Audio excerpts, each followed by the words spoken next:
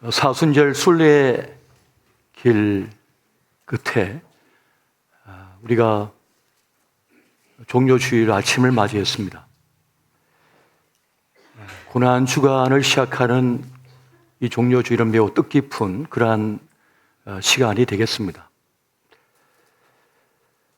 예수님께서 십자가의 길을 걷기 위하여 예루살렘 성에 입성하셨습니다. 사람들은 종려나무 가지를 흔들면서 호산나를 외치고, 그리고 수많은 사람들은 기대와 설렘을 가지고 주님을 기다렸고 그렇게 맞이했습니다. 주님께서는 가장 초라한 나귀 새끼를 타고 그렇게 예루살렘 성에 입성하셨습니다. 놀랍게도 나귀는 다른 이방 나라와 달리 왕이 등극할 때 타는 짐승이었습니다. 화려한 치장한 백마를 타는 것이 아니라 초라하게 그지없는 나귀를 타고 왕으로 등극하여 세워지는 것입니다. 열왕기서를 보면 솔로몬을 왕으로 세울 때에 다윗 왕의 노새에 태워서 기온샘으로 갑니다. 거기서 제사장 사독과 그리고 선지자 나단이 솔로몬에게 기름을 부어 왕으로 삼는 장면을 우리가 보게 됩니다. 스가랴는 이 나귀를 타고 오는 왕의 통치를 이렇게 말을 하고 있습니다. 스가랴 9장 9절부터 10절까지의 말씀을 보면 이러합니다. 시온에 따라 크게 기뻐할지어다. 예루살렘에 따라 즐거이 부를지어다.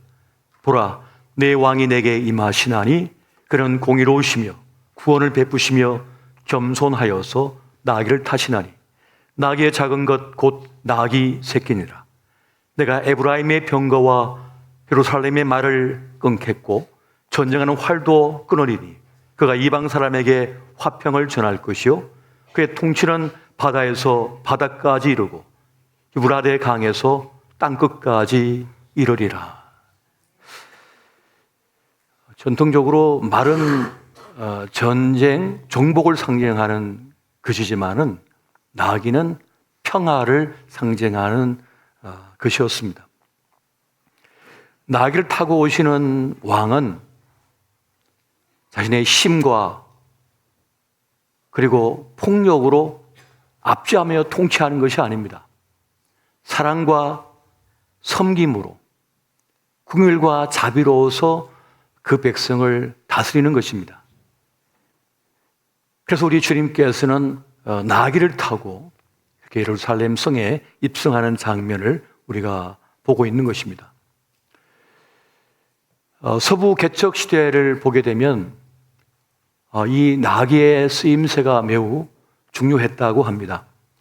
금을 캐는 광부는 말보다는 이 나귀를 주로 이용을 했는데요. 그 이유는 이 나귀가 이 구부러진 벼랑길이나 거친 산악길이나 또 미끄러운 강가의 돌길을 걸을 때, 때로는 혹한의 날씨 속에서도 끝까지 주인 곁에 서서 주인과 함께 동행을 했다고 합니다. 말보다 더 나귀가 안전하고 튼튼했으며 끈기가 있었다는 그런 말을 하고 있습니다. 자기 평생을 바쳐서 그 금광에서 노동을 하며 금을 캐가지고 이제 그 금을 싣고 오는 중에 벼랑길을 만나고 가파른 산길을 만나고 미끄러운 자갈길을 만나고 그리고 혹한의 날씨를 만날 때 그 금을 안전하게 싣고 함께 할 수 있는 것은 나귀뿐이었다는 그 말을 하고 있는 것입니다. 신학자인 칼 바르트는 그가 80세 생일을 맞이했을 때 그런 말을 했습니다. 나귀는 예수님을 예루살렘으로 싣고 가도록 허락을 받았습니다. 제가 이 세상에서 무언가를 이룬 것이 있다면 그것은 주님의 중요한 짐을 싣도록 부름을 받은 나귀와 같은 일을 한 것입니다. 저는 주님의 나귀입니다. 라고 그가 고백을 합니다. 수천 년의 교회 역사를 우리가 살펴보게 되면 그 교회 역사 속에서 교회의 충성스러운 일꾼들은 나귀로 지칭될 때가 많았습니다. 심지어는 나귀의 모양의 인장을 찍었습니다. 문서에다가.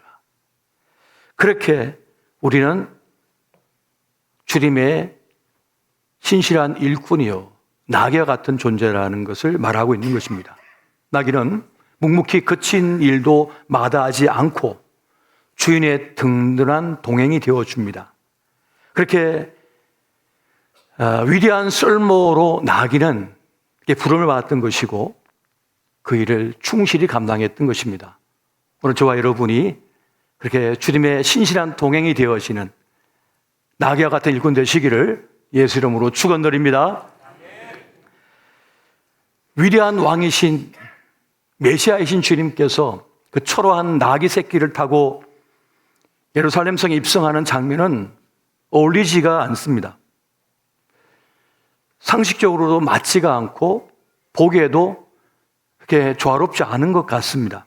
그런데 그럼에도 불구하고 우리 주님께서는 나귀를 쓰시기를 마다하지 않고 기뻐하셨으며 그 나귀를 타고 입성하신 것입니다.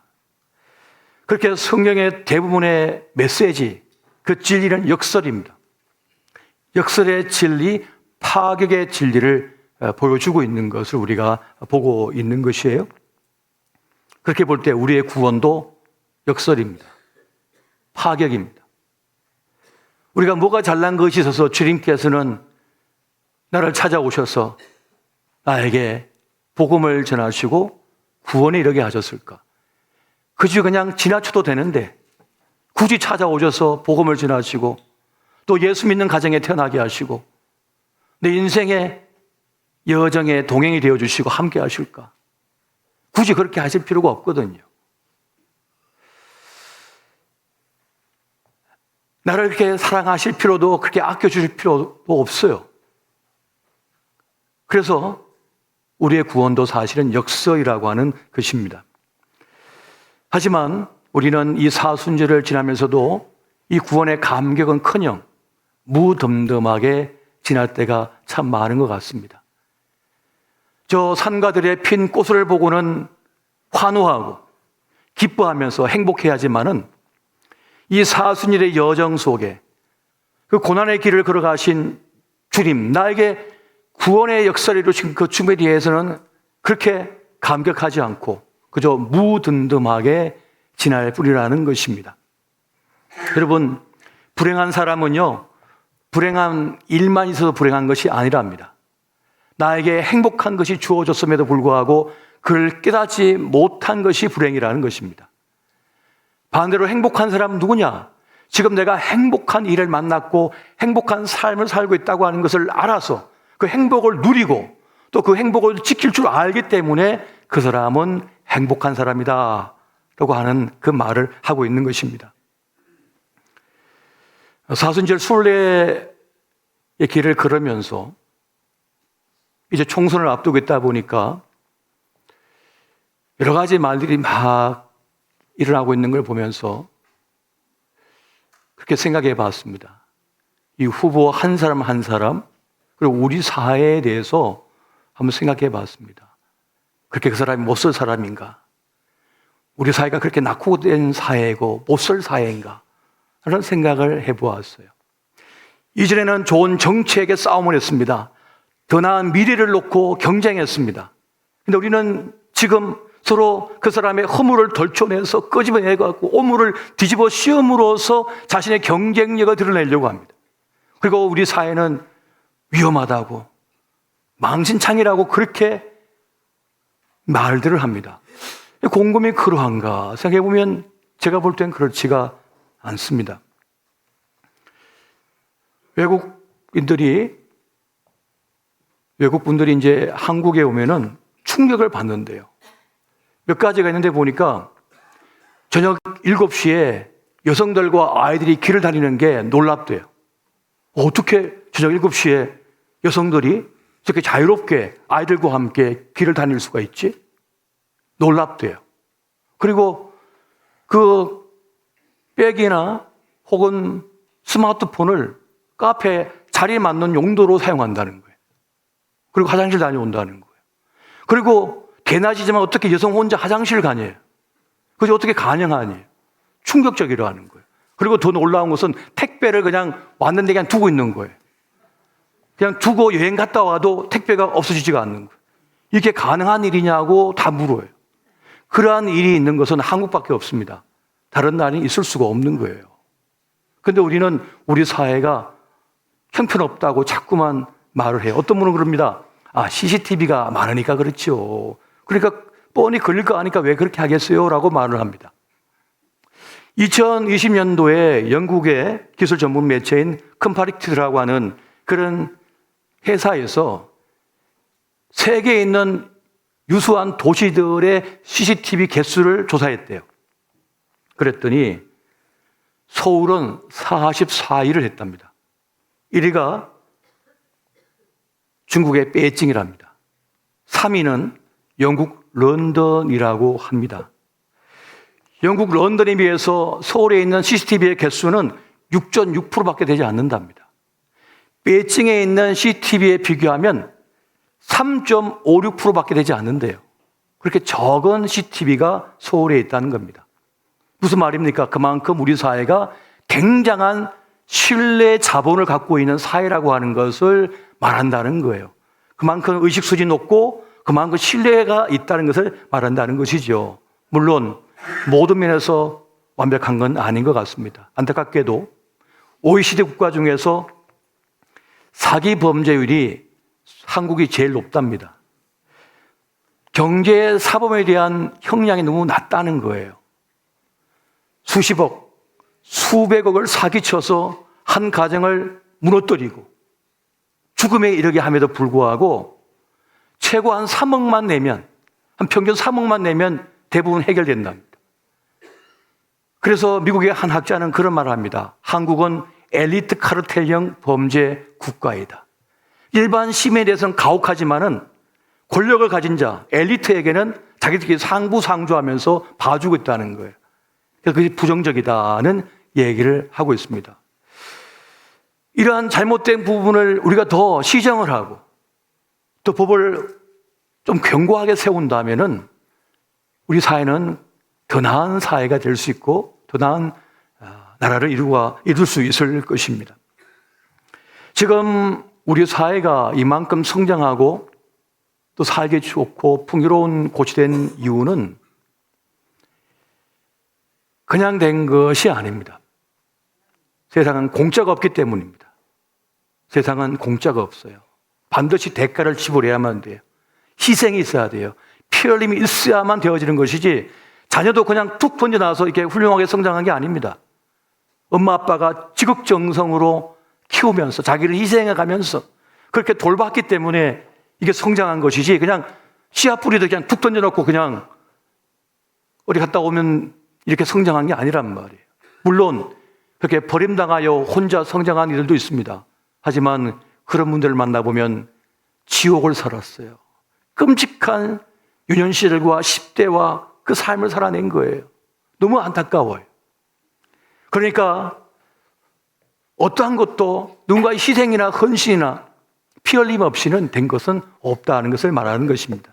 지금 우리가 누리고 있는 이 평화도 그냥 되어지는 것이 아니잖아요. 얼마나 많은 대가를 지불했습니까? 얼마나 많은 이들이 희생했습니까? 그냥 된 것은 없다는 것입니다. 지금 내가 다니고 있는 오솔길도 누군가 닦아 놓았기 때문에 내가 산책을 할 수 있는 것이죠. 마찬가지로 우리 한국교회가 세계 10대 교회가 다 한국에 있는 것은 뭡니까?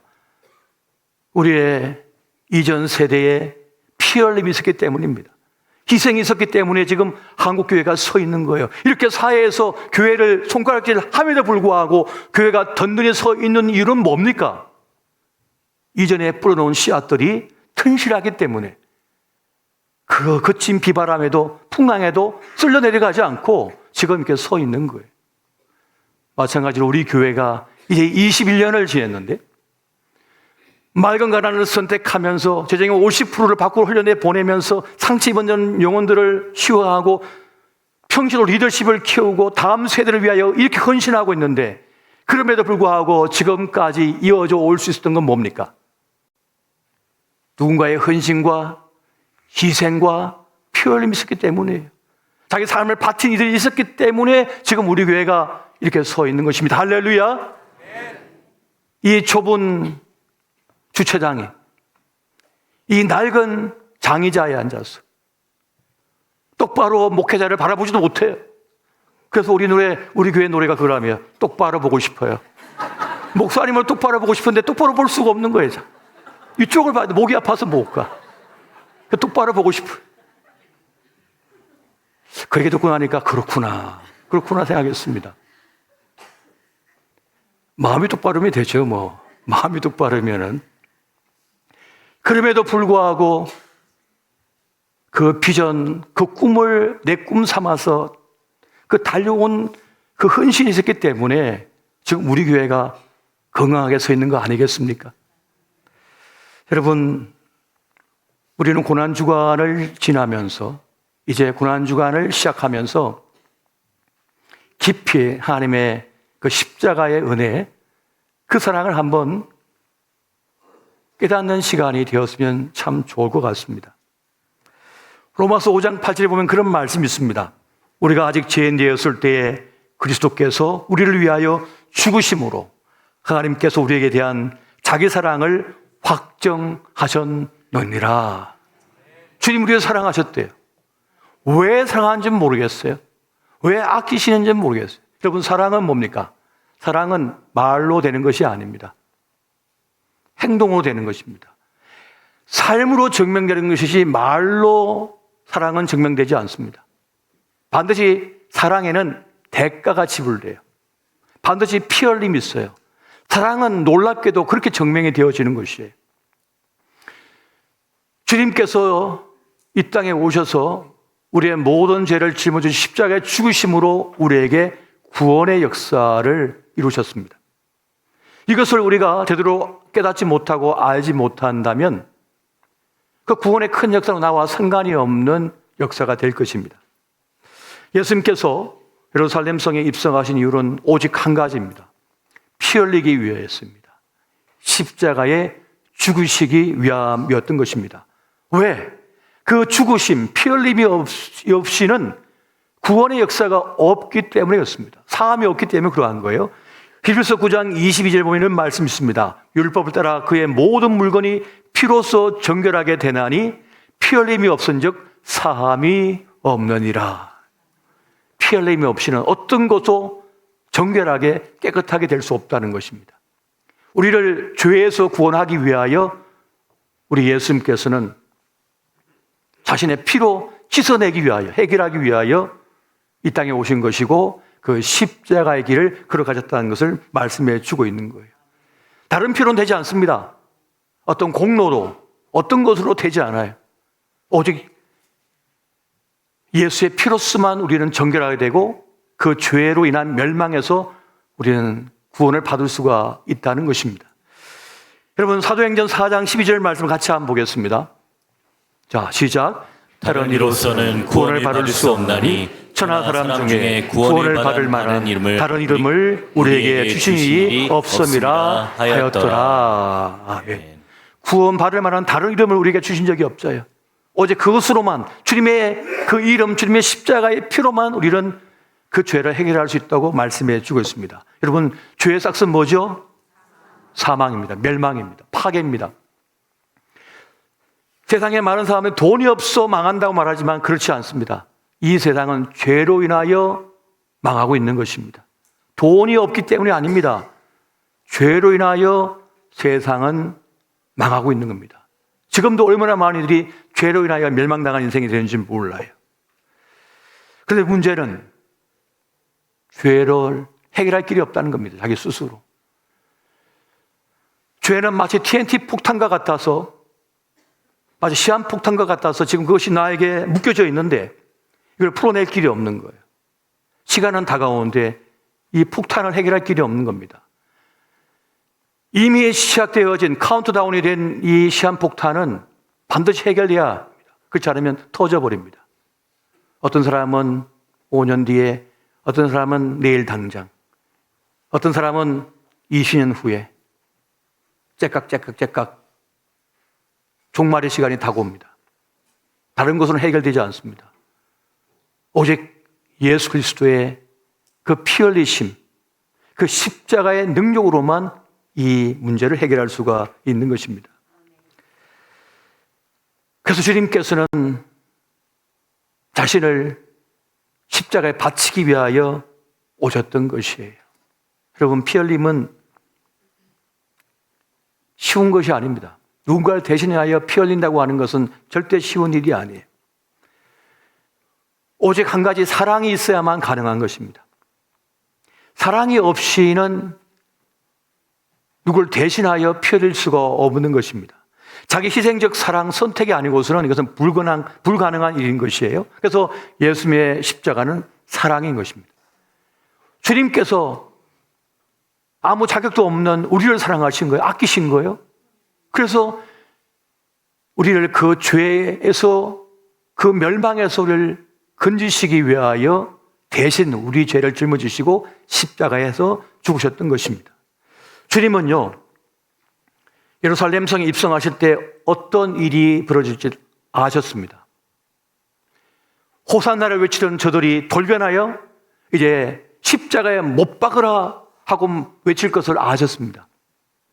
가룟 유다가 은 30냥에 자신을 팔 것을 아셨습니다. 베드로가 3번이나 부인하면서 도망갈 것을 주님께서는 아셨습니다. 그럼에도 불구하고 주님께서는 우리를 포기하지 아니하시고 그 길을 걸어가신 거예요. 그럼에도 불구하고 기어이 우리를 살려내시겠다는 거죠. 그 사랑이 우리에게 있음을 믿으시기 바랍니다. 그 사랑을 알면 이 사순절, 그리고 이 종료주일과 고난주간을 허투루 살 수 없습니다. 그냥 살 수 없는 것이에요. 이것이 피 흘림입니다. 이것이 사랑입니다. 그럼에도 불구하고 우리를 포기하지 않는 것이 말이죠. 여러분, 건강한 교회, 건강한 가정은 그냥 되어지지 않습니다. 누군가의 피 흘림이 있기 때문에 건강한 교회가 되고 건강한 가정이 되어지는 거예요. 종려나무 가지 흔드는 것만 되지 않습니다. 그 종려나무 가지가 되어야 하는 것입니다. 그 나귀와 같이 주님과 끝까지 동행하는 사람이 되어야 하는 것입니다. 여러분, 성경을 보면 이 종려나무를 하나님의 사람, 의인으로 상징하고 있는 것을 보게 됩니다. 시편 92편 12절에서 15절 말씀 같이 한번 보겠습니다. 자, 같이 봅니다. 시작. 의인은 종려나무같이 번성하며 레바논의 백향목같이 성장하리로다. 이는 여호와의 집에 심겼으며 우리 하나님의 뜰 안에서 번성하리로다. 그는 넓고도 여전히 걸실하며 진액이 풍족하고 빛이 청정하니 여호와의 정직하심과 나의 바위 되심과 그에게는 불의가 없음이 선포되리로다. 아멘. 종려나무는요, 특이하게도 척박한 그 광야 사막 지역에서도 잘 자랍니다. 놀랍게 잘 자랍니다. 그리고 풍성한 열매를 맺어요. 그래서 누군가의 나무 그늘이 되어주고 누군가에게는 식량을 제공합니다. 놀라운 모습인 것이에요. 그래서 세상 속에 살지만 세상의 법과식에 물들지 않고 하나님의 법과식으로 살아내는 의로운 하나님의 사람을 상징할 때 이 종려나무를 말합니다. 종려나무와 같이 번성할 것을 축복하고 그래서 소망했던 것을 우리가 여기서 볼 수가 있는 것입니다.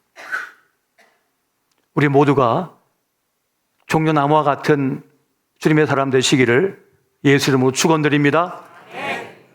또한 주님의 동행이 되어서 끝까지 함께했던 그 나귀와 같은 그런 신실한 주님의 사람 되시기를 예수 이름으로 축원드립니다.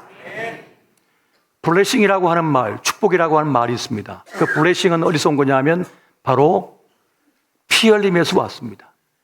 피 흘림이 있을 때라야 뭡니까? 축복이 되고 복이 된다는 것을 말하고 있는 것이에요. 여러분, 누군가를 아프기까지 사랑해 본 적이 있습니까? 누군가를 포기하지 않은 적이 있습니까? 아프기까지 사랑했다는 말은 진심이라는 거예요. 진심인 사람은 아픕니다. 진심이 아니면 뭐 가든지 말든지 뭐 아무렇지도 않아요. 근데 진심이기 때문에 서운하고, 진심이기 때문에 마음이 아프고, 진심이기 때문에 소화가 안 되고, 진심이기 때문에 잠이 안 오는 거예요. 아픈 거예요. 진짜 사랑하기 때문에 그러한 것입니다. 여러분, 피 흘림이 뭡니까? 내 마음대로 못하는 겁니다. 내 뜻대로 못하는 것입니다. 내 성질대로 못하는 것입니다. 내 기분대로 못하는 것입니다. 그것이 피 흘림이에요. 주의 뜻이라면 그것이 힘겨워도 아파도 손해가 돼도 나에게 불이익이 와도 내가 고통스러워도 그래도 따르는 겁니다. 그것이 바로 피 흘림인 것이에요. 그 피 흘림이 있을 때라야 역사가 일어나는 거예요. 그 피 흘림이 있어야만 진짜 교회가 되는 거예요. 그 피 흘림이 있어야만 진짜 가정이 되는 거예요.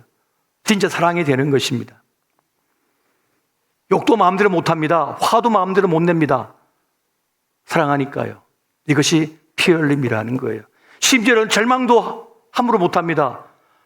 낙심도 함부로 못합니다. 포기도 함부로 못합니다. 그것이 피 흘림입니다. 오늘날 우리의 신앙이, 우리의 믿음이 이렇게 매가리가 없고 힘이 없는 이유가 무엇인지 아세요? 왜 예배의 영광을 맛보지 못하고 찬송의 기쁨을 누리지 못하고 지친 신앙생활 하는 줄 아세요? 피 흘림이 없기 때문에 그렇습니다. 그저 누리기만을 원하기 때문에 그런 거예요. 나를 깨뜨려서 피 흘림이 있을 때라야, 그때라야 예배의 영광을 맛볼 수가 있는 거예요. 감격이 있을 수가 있는 거예요. 교회를 향하여 내가 몸을 씻고 닦고 단정하고 나올 때 발걸음에 힘이 생기는 이유가 뭡니까? 피 흘림이 있기 때문이에요. 오늘 우리의 신앙이 이렇게 무기력한 이유는 바로 피 흘림이 없기 때문에 그러한 것입니다. 여러분, 우리가 신앙생활 하다 보면 마음에 안 드는 사람 만나기도 하고, 어떤 말에 상처 있기도 하고, 어떤 어려운 말 만나기도 해요. 그러나 그것이 신앙생활인 것입니다. 주님이 그 예루살렘 성에 입성할 때 가룟 유다의 배신을 이미 아셨으니까 나 이제 그만둘래, 나 안 할래 하실 수도 있었어요. 그러나 주님께서는 끝까지 그 배신과 배반과 버림당을 당하시면서까지도 주님은 침뱉음을 당하시고 뺨을 맞으시고 가시멜로간 쓰시고 온몸이 발가벗겨서 그 능욕을 당함에도 불구하고 온 살집이 뜯어져 나가고 피가 다 쏟아지고 옆구리에 창이 찔렸어도 나 그만할래 하지 않으셨습니다. 왜요? 사랑하니까, 아끼니까. 그 피 흘림이 있어야만 구원이 있으니까, 우리를 살려낼 수가 있으니까요. 오늘 우리의 신앙생활이 이렇게 무기력한 이유는 뭡니까? 피 흘림이 없기 때문에 그런 거예요. 피 흘림이 없기 때문에 그런 것입니다. 손해볼 각오로 하는 거예요. 불이익을 당할 각오로 하는 거예요. 내가 무시당하고 인정받지 못하고 사랑하지 못해도 괜찮다고 하는 그 피 흘림을 가지고 나가야 돼. 그래야만 예배의 영광을 맛볼 수가 있는 거예요. 신앙생활의 즐거움을 맛볼 수가 있는 것이고 기도 응답의 역사를 맛볼 수가 있는 거예요. 하나도 손에 물 안 붙이고 하나도 손해 안 보고 하나도 불편함이 없고 그런 건 없습니다. 이 세상에 존재하지를 않습니다. 여러분, 아기 키울 때 늘 깨끗하고 늘 정결하고 늘 좋은 면만 봤습니까? 더 힘든 게 더 많아요. 아이를 키울 때. 하지만 그 피 흘림이 있었기 때문에, 그 헌신과 수고가 있었기 때문에 그 아이를 장가 보내고 시집 보낼 때 그 기쁨을 맛보는 거잖아요. 그 은혜를 누리는 거 아니겠습니까? 이 땅의 진정한 교회는 무엇일까요? 오늘 우리 시대의 복음의 역사는 어떻게 일어나는 것일까요? 교회가 진정 교회가 되어야 되는 것입니다. 진짜 교회가 되어야 되는 거예요. 예수 정신을 가지고 살기 위하여 몸부림치는 교회, 피를 흘리는 교회예요. 그 교회를 볼 때 세상은 감격을 먹어버려요. 감동해버려요. 진짜 교회네, 이거는. 진짜 목사네, 진짜 장로네, 진짜 권사네, 진짜 아흔집사네, 진짜 집사고 진짜 성도네. 여기서 감동을 먹어버려야 되는 거예요. 그건 진짜 목사, 진짜 장로, 진짜 권사, 아흔집사, 집사, 성도는 어디서 나오는 겁니까? 피 흘림에서 나오는 거예요. 여기서 역사가 일어나게 되는 것입니다. 교회는 사이즈로 말하는 것이 아닙니다. 예수 정신이 살아서 역사하고 있는 곳이냐, 복음을 살아내기 위하여 진짜 애쓰고 있는 것이냐라고 하는 데서 나타나는 것입니다. 사람을 진심으로 환대하는 그 교회, 환대하려고 하는 애쓰는 교회, 상처 입은 이들을 위로하고 품에 안아주기 위하여 애쓰는 교회, 그의 기쁨을 함께 경축하고 축하해 주려고 애쓰는 교회. 나는 지금 죽겠는데, 내가 몸이 아파 죽겠는데, 내가 내 자녀 때문에 너무 고통스러운데, 그럼에도 불구하고 내 순식구가, 내 이웃이 잘 된 걸 보고 축하해요. 정말 부럽다. 너무 좋다. 마음은 그렇지가 않은데 그걸 이겨내고 그를 축복하는 거죠. 그를 위로해 주는 거죠. 축하해 주는 거죠. 기뻐해 주는 거죠. 이게 피 흘림이 아닙니까? 나귀를 타고 입성하신 우리 주님은 외로우셨습니다. 끝까지 주님 곁에 서서 영문 밖으로 나아가 그 골고다의 길을 함께하는 이들이 없었기에 주님께서는 외로우셨습니다. 그 주님의 외로운 길에 우리가 동행이 되었으면 참 좋겠습니다. 끝까지 예수 편이 되었으면 좋겠습니다. 그것이 손해가 되고, 그것이 불편함이 되고, 그것이 나에게 큰 어려움이 돼도 예수 편에 서는 사람, 그 피 흘림이 있는 그는 하나님의 영광을 보게 될 것입니다. 여러분, 이 고난의 한 주간을 주님과 깊이 동행하십시오. 종려나무까지만 흔들고 돌변하는 것이 아니라 끝까지 주님 곁에 서서 그분과 함께 죽고 그분과 함께 사시기 바랍니다. 오늘 그 은혜의 역사, 그 생명의 역사, 피 흘림의 역사를 경험하는, 또 그 삶이 되어지는 저와 여러분 되시기를 예수 이름으로 축원드립니다.